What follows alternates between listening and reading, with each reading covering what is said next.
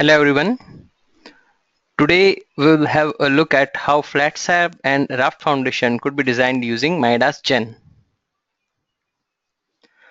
Now, since this is a mass webinar, the attendee have been put on mute. Okay, if you have any questions, just enter those in the box shown by the red box shown under the questions. And if you can hear my voice clearly, just click on the raise hand button.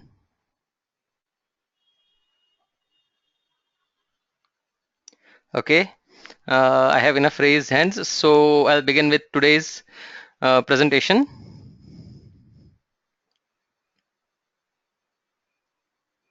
Okay, so these are the contents of today's webinar. We'll have a look at the modeling, the loads that could be applied, just simple loads in this case, the dead load, live load, and the soil pressure. Then we'll perform the analysis of that. We'll design the flat slab as well as the raft footing.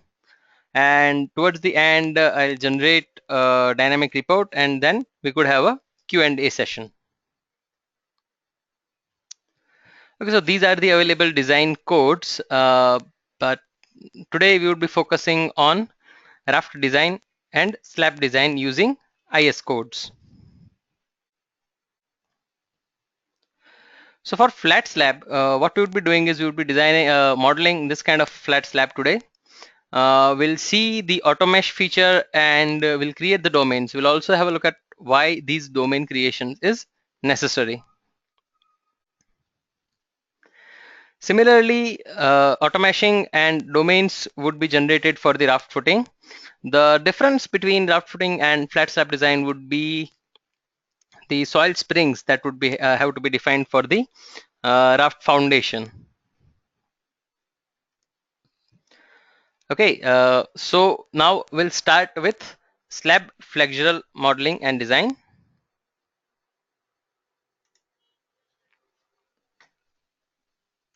So we'll start a new file. We'll set the unit system to kilonewton meter.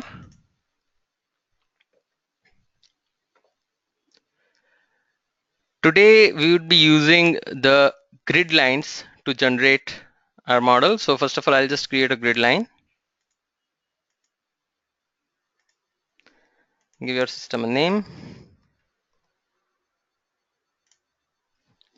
0, 0.6, 0.6, 1.3.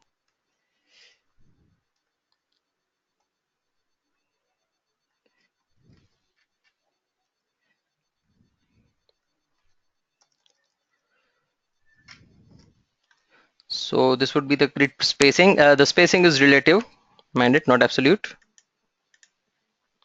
Similarly for y direction.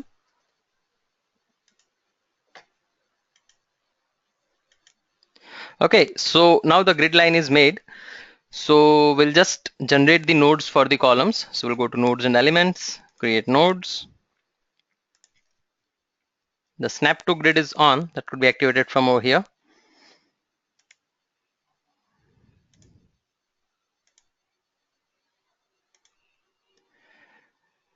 Okay, so the nodes for the column have been created. Now we'll extrude the column. So we'll use the extrude button. The material and section have not been defined, so you could do that by clicking on these three dots besides the material part. Click add, go to concrete, IS standards, we'll define M30. Okay, so its properties are available over here. But since OK is going out of the window, so I'm using this minimize button within. Similarly, to define the section, you could go to section, click add. We'll define a square column.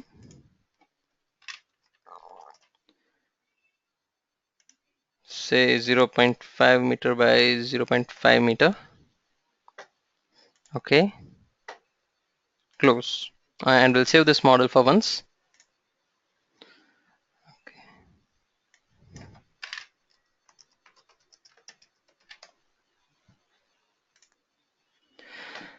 Right, so we'll select the columns, or rather, sorry, the nodes. and we'll extrude these in Z direction, that is vertical direction, by say 1 meter. Okay, so this grid line is you can say the top of your raft slab, and the columns have been generated just above that. Okay, so we'll now translate these columns to the other required locations. So I'll select all by clicking here. I'll click on translate, distance. Now line snapping is off, so I'll just turn it on.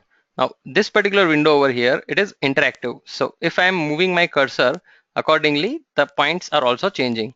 So I want to move it from this location to this location. So it will come up automatically. I want to do it 3 times and apply. Okay, so columns have been generated at all the required locations. Now we'll create dummy beams along the exterior of the slab strip. I'll just show that. So we'll go to create element, but we'll have to create a dummy element for that. So I'll click on these 3 dots over here under the section, click add, we'll go for a round section, sorry, say dummy, user defined size, a very small size, say 0.001. Okay, close. This would be helpful in when we are making the domains as well as for automation part of it. So we'll create the element, sorry, dummy.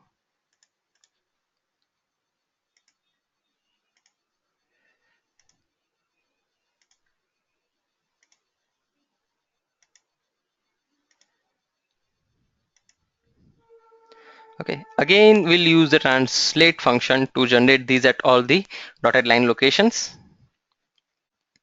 Go to translate, we want to copy it, but this time we'll have to select the intersect node and element option because we want the node points at these locations as well. So I'll just select the beams,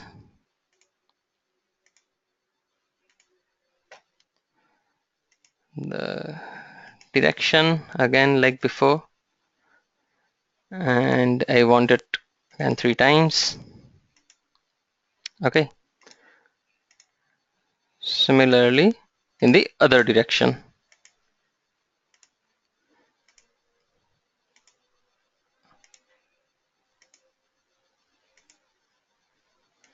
Okay, and apply.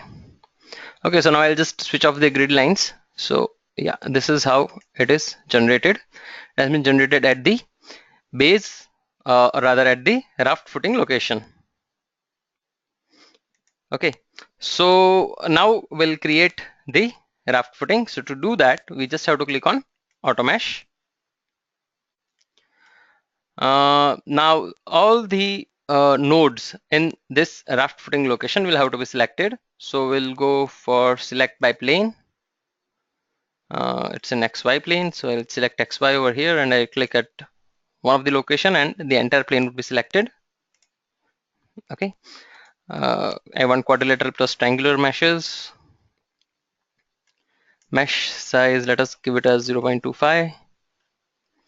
Now thickness, we haven't defined yet the thickness, so I'll just define the thickness for raft, say 0.25, and I'm giving it an offset, so I want it to move down by half its dimension, otherwise it will be created center by center. So minus 0.5. Okay, similarly I'll create one for the flat slab, so that is 0.15, say for example, or rather sorry 0.2, and okay. Okay, so first of all I want to create the raft at the base, so I'll just the selection and everything is done. I'll just click apply. So the mesh generation will be done in a while. Once this is done, what we'll do is we'll copy the plate elements that have been generated to the above location where the flat slab is located. And then we could just change the thickness property of the raft into the flat slab one. Okay, so the raft has been generated. If we look at it from this view, it can be noticed that the raft is starting from the bottom of the column. Okay, so I'll just disable the nodes for a better view. Okay, so again now we'll copy these elements to the flat slab location, that is 1 meter above. So I'll select by plane, sorry, XY plane, close, translate the elements in Z direction by 1 meter. I want to copy these, intersect nodes and elements, and apply. Okay, so we have obtained the plate elements at the slab location. However, the thickness for slab and raft is different. So we'll just select all these elements again. We'll go to works and we'll drag the flat slab one. Okay, so the flat slab plate elements have been assigned to the top plates. Okay, now we come to the domain creation. So as you can notice, domains have been randomly created right now. Okay, but what we'll do is we'll keep 6 domains. So first of all, I'll just delete the remaining domains. So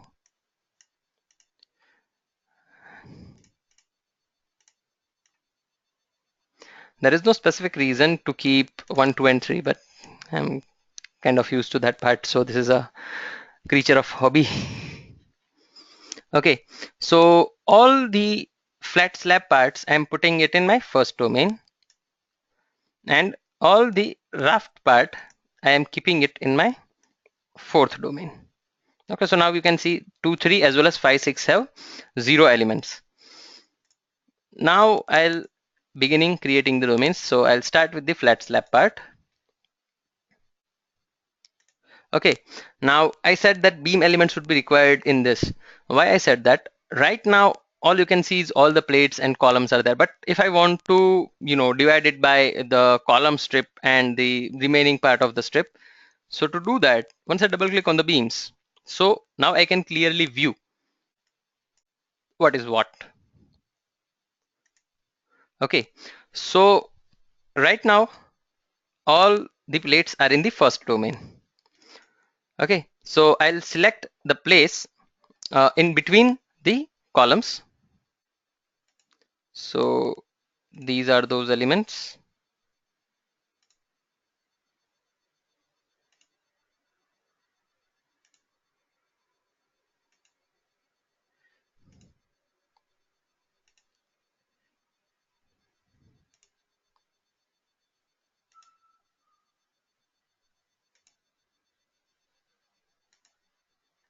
Okay, so these I am putting up in the second domain. So now we have 2 domains. This is the column part, whereas this is the slab part. So again, this some part of the slab is on actually on the column strip, while some of it is completely not on the column strip. So now we'll create that domain.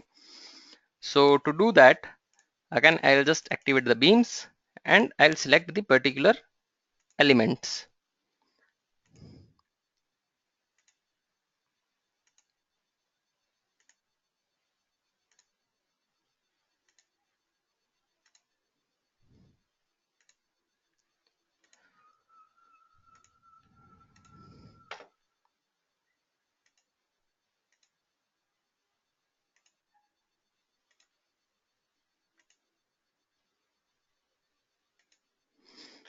Okay, I'll just drag and drop the third domain. So now we have 3 domains. This is first domain, the second domain, and the third domain. So as I explained earlier, this would be required to know the reinforcements that would be applied to these domains, as well as if you notice the type. Okay, so the top part is the slab, but the bottom domain that is actually a mat footing and not a slab. So for the software to know that it has to be designed as a mat, we'll have to classify that subtype. So I'll just activate all the elements once. Sorry. And now I'll select the raft location. Okay, and I'll repeat the same process.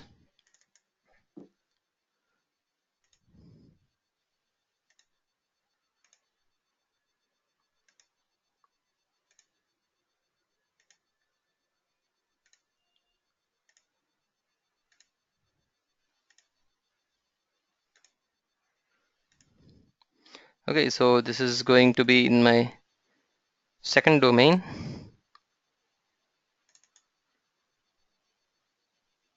Sorry, I'm in the fifth domain.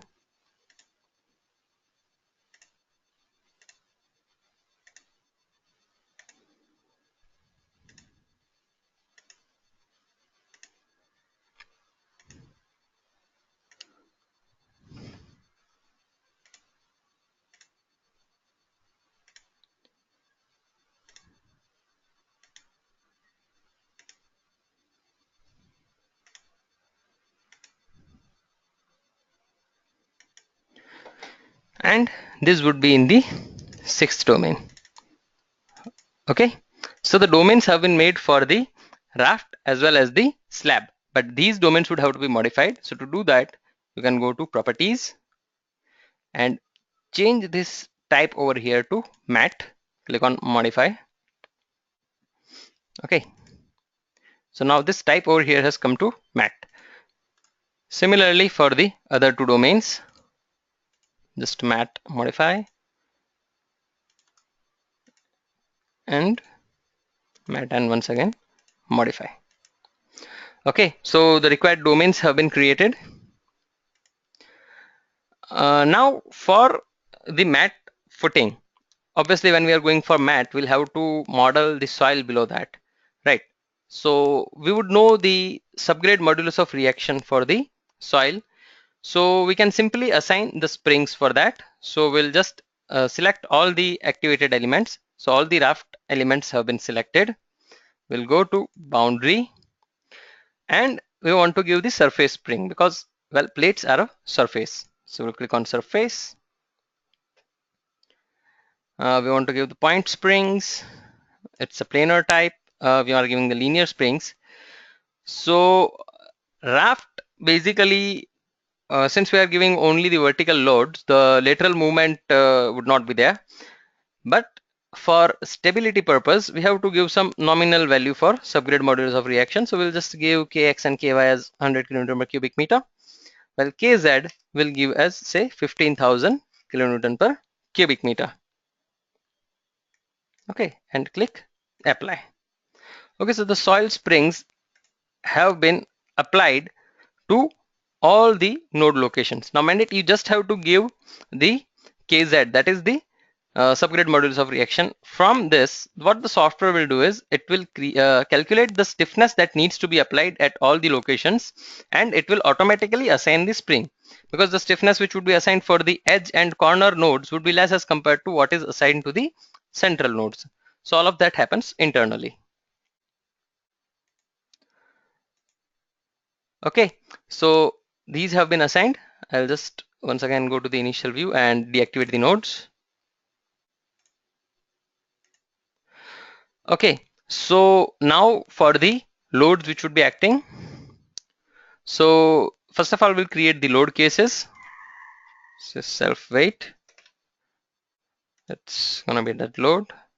Add say soil dead. That is the vertical soil pressure that would because of the soil filling above the mat. We'll click add and say we are giving just live load.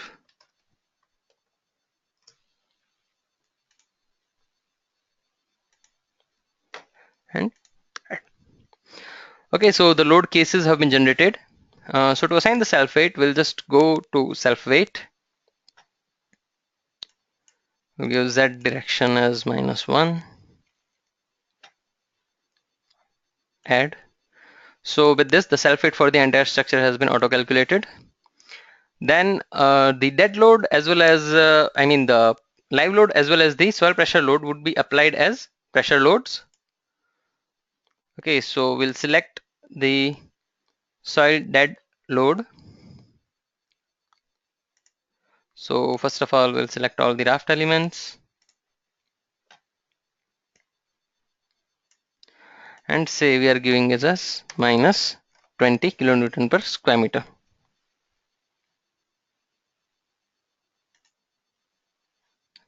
Similarly for the flat slab, say we are giving this as first of all in the live load case and as minus 5 kilonewton per meter square. Okay, so load has been applied to all the plates. Now we'll simply perform the analysis. So I'll click here.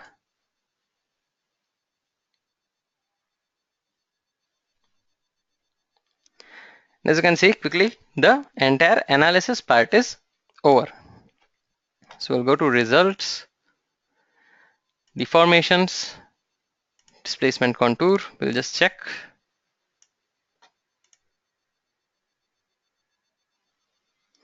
Okay, so these are the displacement contours. It can be noted. Okay, I'll just separate the slab and the raft. So first of all, we'll just check for the raft. Okay, so these are the deformation contours for the raft. As you can see, the deformation is happening in a same pattern for the entire raft. And if you check for the slab,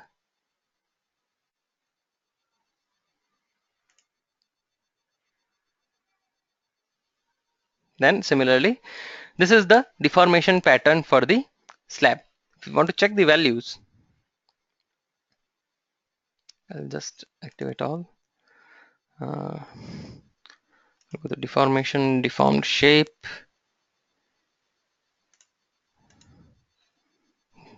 Okay, so the entire thing is shifting down. That was quite clear because we have provided the soil spring stiffness and not the fixed supports. If you want to have a look at the magnitude,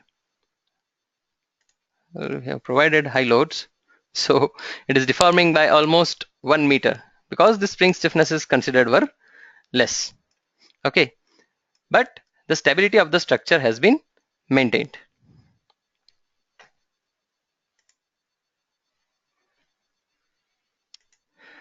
Okay, so similarly, let us again focus on the slab.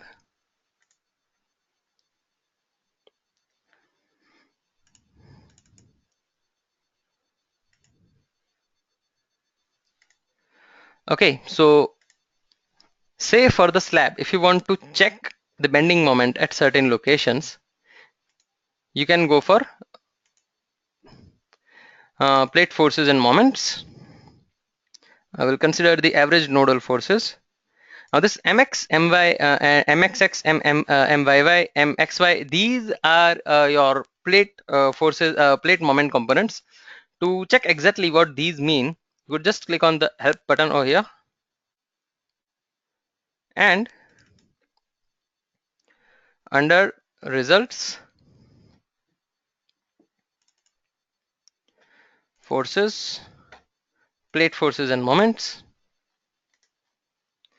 you could check what each component actually means. See what mxx is, what myy is, mxy is. So all of these could be studied. So it's bending moment per unit width in direction of element local axis or UCS x-axis as might be the case. Similarly, the others. We have quite detailed help manual. It could be referred whenever you are stuck anywhere.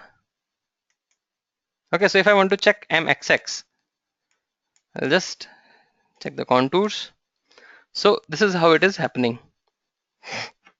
Now, because of the deformation of the footing below, the mxx values that are seen are not completely in what you can say very symmetric pattern.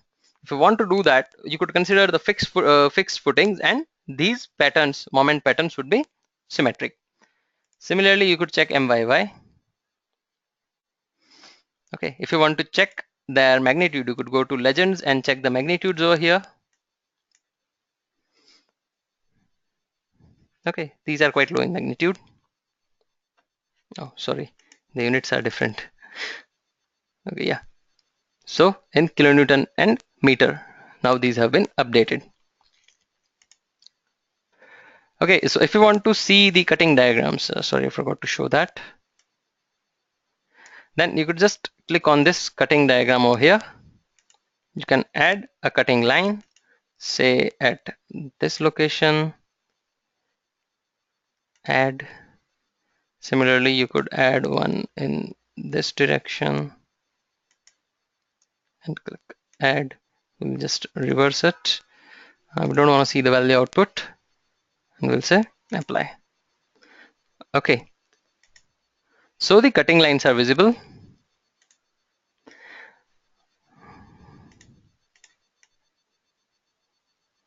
Okay, if you want to see average nodal, then you could select that, click on apply. So the results would be averaged on the node and it would be shown, so it is smoother as expected. Okay. Similarly, if you want to view their graphs, then you could do that as well. Okay, so the graph for the bending moment at those particular locations could be obtained, and this could be attached to your report. Say for now I am saving this graph as image, then it could be saved in the paint format. Okay, as for this particular image, if I want to add it to my dynamic report, which I would be showing at the end, so I can just click on dynamic report image. Okay, this is for my slab, so I'll just write slab over here. Okay, as well as we'll save an image for the complete structure. So I'll just activate everything. I'll take it to its initial view. Okay, and we'll add this image to the dynamic report image as well.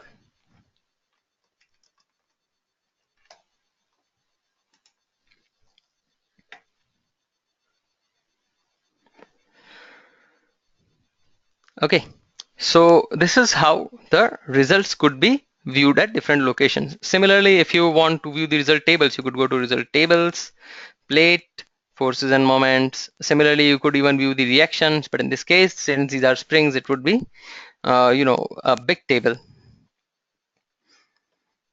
Okay, so I'll be moving on to the design part. So in the design, you can select the Indian standard from the drop-down list.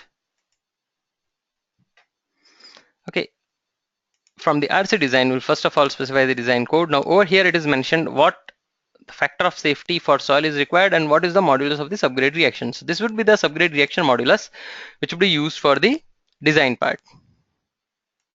Click OK. Similarly, we can mention the slab and wall load combinations. Yeah, okay. So first of all, we'll have to give the load combinations. So in the results, load combinations, concrete design, we'll just auto generate. Now, since we have given just dead load and live load, so two combinations should be made. One for strength case, one for service case, and these are the details of the load combination. You could see the factors over here.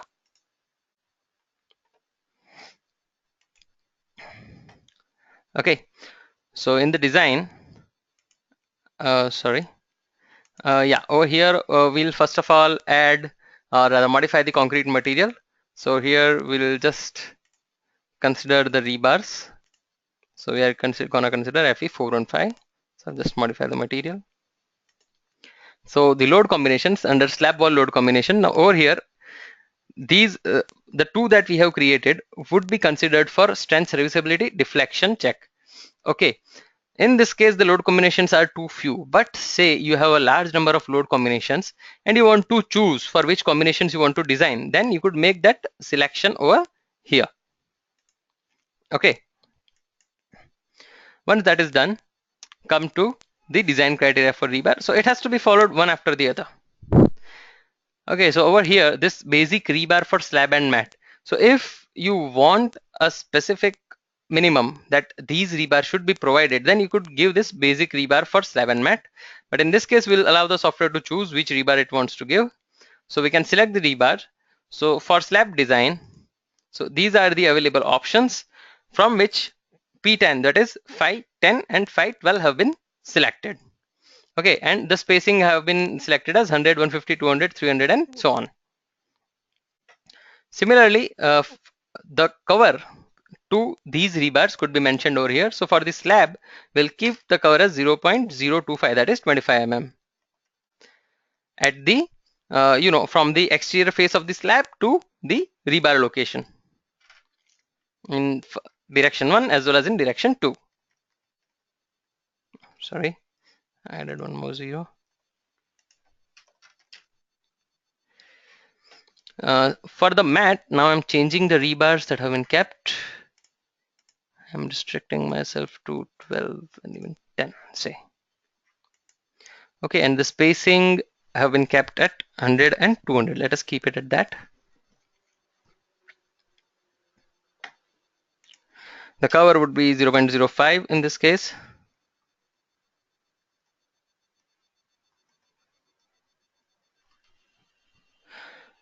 And okay. Okay, so the rebar criteria have been specified. Now, simply you could go for, if you want to give some bars for checking, that is, say if you already have the reinforcement bars that you want to apply, then you could do that over here. Now for that, you could just select the particular domain. So this is why I said domain definition is important. If you select this domain and you select the bars that you want, say at 100 spacing, add, oh sorry, I have to give a name, say for example.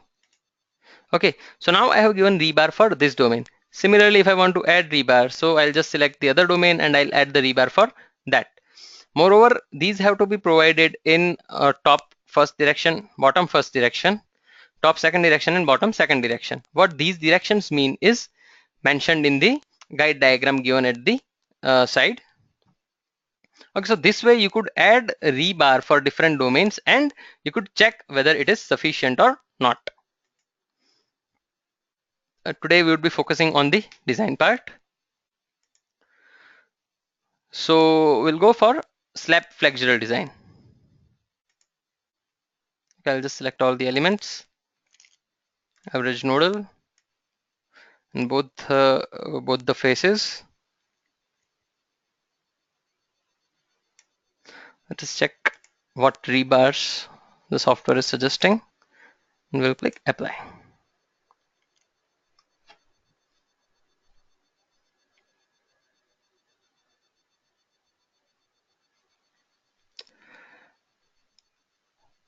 Okay, so we can see over here that towards the edge 10 at 300 is sufficient, while in the center part 12 at 150 is required, and besides on the periphery of the central column 10 at 300 to 12 at 300 would be sufficient. Okay, for the raft it is giving almost uniform because we have given very less option for the raft. But it can be noticed that where the negative moments would be acting, that is the column forces would be coming, there these higher rebar have been required as compared to the other locations.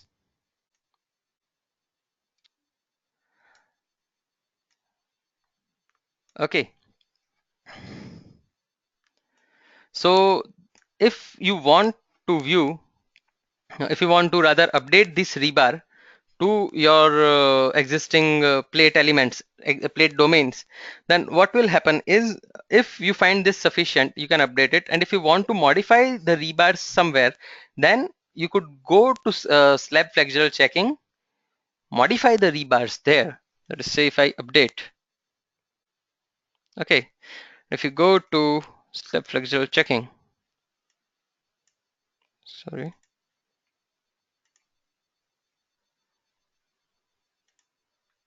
Okay, so now these I had only mentioned T1 at that time, but now for my different domains, my rebars have been updated in the software, right? So if I want to modify certain rebars for the domain, then I can do that over here. If I want to give some additional rebar, then I can do that as well.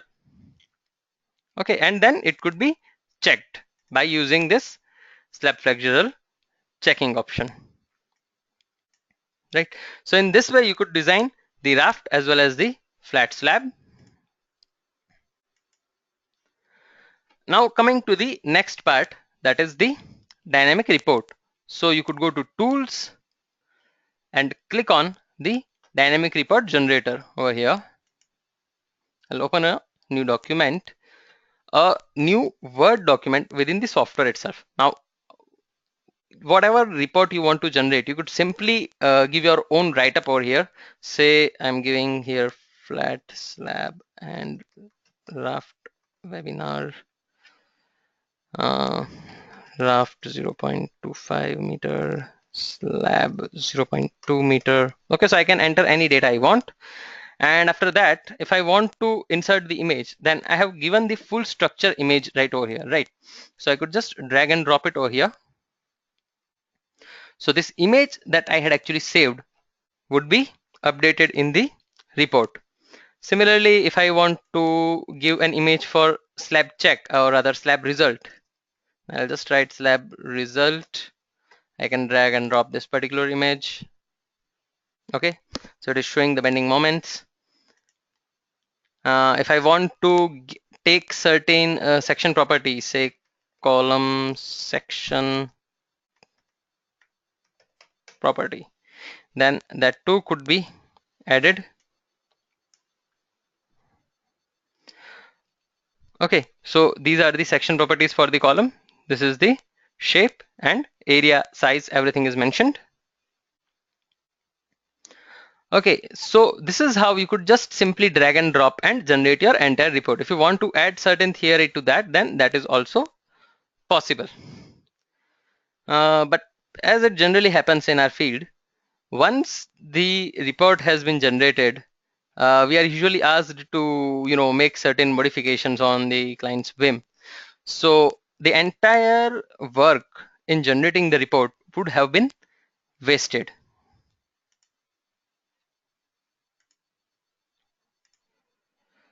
Okay, so let us say we are modifying the model. So I'll just activate everything. Okay, and say I am removing certain elements. Okay, I'll just remove it. Okay, so this has become my updated structure. So obviously I'll have to reperform the analysis. Okay, so the analysis is performed. And in the report editor, I can simply click on auto regenerate. So it will ask me what I want to update in the report. I'll just select all and I'll click regenerate.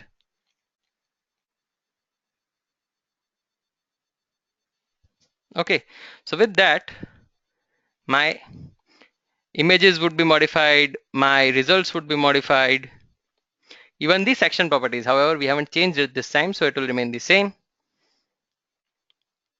Okay, so in this way, no need to do any additional work, but no doubt the theoretical part, say whatever I have mentioned, flat 7 raft webinar and all these theoretical part will remain unchanged. So if that part needs to be changed, then that would have to be done manually. Okay, so we'll just finish the presentation. Oh, sorry. Okay, so this is what I have said. You could register images, tables, graphs. You could give the entire building. If at all it has time dependent properties, then that anything and everything could be added to the dynamic report. Just generate it, modify if at all needed, reperform the analysis, and as I showed, the auto regeneration will help in getting the work quickly done. So if you have any questions, kindly send us those. We'll try to answer as much as we can right now. If we can't answer all, you could always get back to us on tech support@midasit.com and we would help you out over there.